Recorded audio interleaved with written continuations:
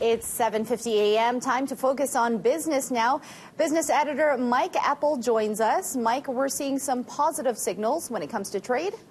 Yeah, indeed. Good morning. We're watching the ongoing negotiations on the USMCA trade accord, the reworking of NAFTA, taking place in Mexico City today, where our trade minister delegation is in attendance, and the talk is they have reached a deal on the amendments that were being put into the first phase agreement, and this related to labor relations primarily that U.S. Democrats have been pushing for to sort of even the playing field with Mexico.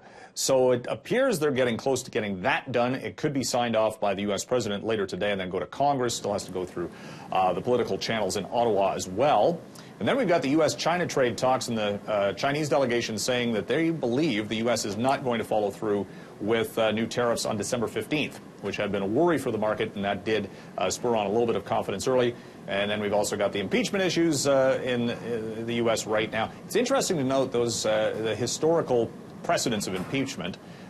Nixon in 73, 74 saw the S&P 500 drop 33% over the year. Bill Clinton in 1998 was up by 39% because that was in the midst of the tech bubble. So the political aspects do not necessarily correlate to the stock market performance.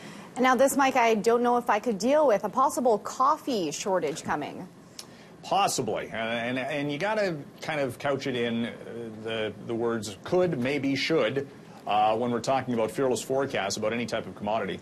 But right now what we're looking at is the coffee futures have jumped by about 24% over the month because the crop in Vietnam's not good, Kenya's not good, Uganda and other coffee-producing nations all down because of issues related to weather, primarily crop shortages.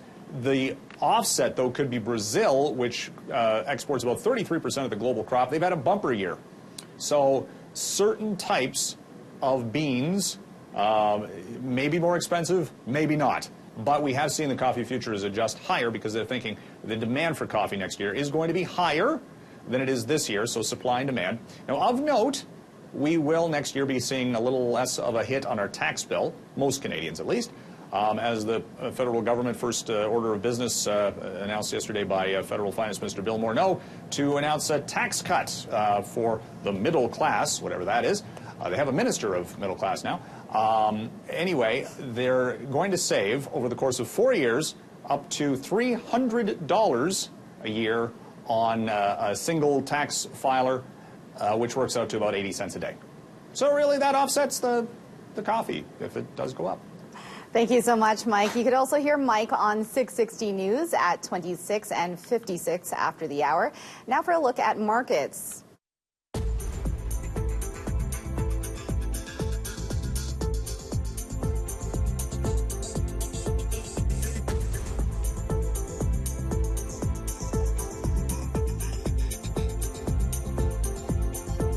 This portion of BT is brought to you by 660 News, Calgary's breaking news, weather, and traffic station.